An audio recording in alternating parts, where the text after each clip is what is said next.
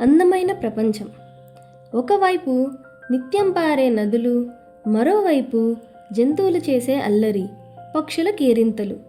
వీటితో పాటు ఎటు చూసినా కనిపించే పచ్చని చెట్లు, పిల్లాపాపులతో ఈ అందమైన ప్రకృతిని ఆస్వాదిస్తూ బ్రతికే మనుషులు. ఇలా అందరూ సంతోషంగా ప్రశాంతంగా జీవిస్తున్న రోజులవి.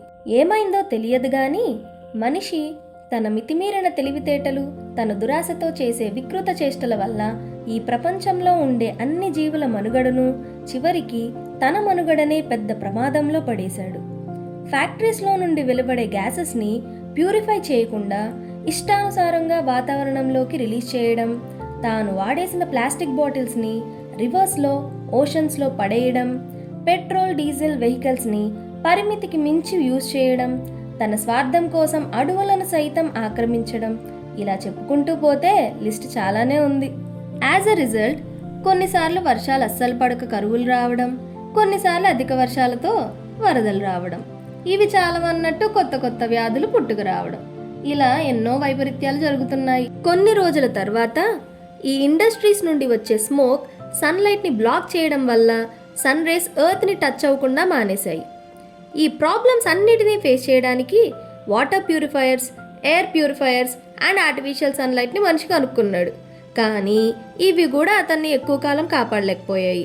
All of a sudden, out of nowhere కొన్ని స్ట్రేంజ్ క్రియేచర్స్ బయటకు వచ్చాయి. వాటిని చూసి కొంతమంది మనుషులు భయంతో పారిపోయారు. అవి ఎక్కడి నుంచి వచ్చాయో ఎవరికి తెలియదు. కొన్ని రోజుల్లోనే మొత్తం ఎర్త్ అంతా అవి స్ప్రెడ్ అయిపోయాయి. వాటి దారికి ఎవరు అడ్డొస్తే వారిని, ఎవరు కనబడితే వారిని అటాక్ చేస్తూ హంట్ చేశాయి. చూస్తుండగానే ఆ క్రియేచర్స్ వల్ల nearly half of the population భూమి మీద తగ్గిపోయింది. హ్యూమన్స్ కూడా ఫైట్ బ్యాక్ చేశారు, కానీ వాటిని ఆపలేక భయంతో చాలా మంది దాక్కున్నారు. కొన్ని రోజుల తర్వాత నిశ్శబ్దం ఈ ప్రపంచాన్ని మింగేసిందా అన్నట్టు పరిస్థితులు చకచకా మారిపోయాయి. అదృష్టం చేతనో లేదా యాదృచ్ఛికమో కానీ బ్రతికి బయటపడ్డ మనుషులు స్లోగా బయటకు వచ్చి చాలా రోజులుగా కనపడని సన్లైట్ని చూసి ఆశ్చర్యపోయారు.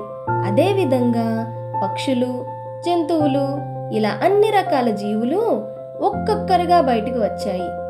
ఈలోపే చాలా రోజులు జాడ తెలియకుండా పోయిన వర్షం కూడా భూమిని పలకరించింది.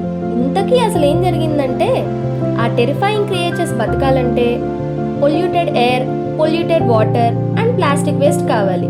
అవి బ్రతకడం కోసం వీటిని ఆహారంగా తీసుకోవడం వల్ల ఎర్త్ అనేది ప్యూరిఫై అయిపోయింది. ఎప్పుడైతే వాటి పాపులేషన్ పెరిగిందో ఈ భూమి మీద ఉన్న polluted air, water and waste సరిపోక అవన్నీ ఆకలితో అంతరించిపోయాయి. నిజానికి ఈ భూమి అనేది చాలా వండర్ఫుల్ క్రియేషన్ అండి. ఎందుకంటే అది దానికి అన్ని అనుకూలంగా ఉన్నప్పుడు మనకి ప్రాణాన్ని పోస్తుంది. కానీ దానికి హాని కలిగినప్పుడు మాత్రం అది సర్వైవ్ అవ్వడానికి ఆ క్రియేచర్స్ లాంటి సెల్ఫ్ ప్యూరిఫైయింగ్ ఏజెంట్స్ని క్రియేట్ చేసుకోవడానికి కూడా వెనకాడదు. దీన్ని బట్టి ఆలోచించండి మన పరిస్థితి ఫ్యూచర్లో ఎలా ఉంటుందో.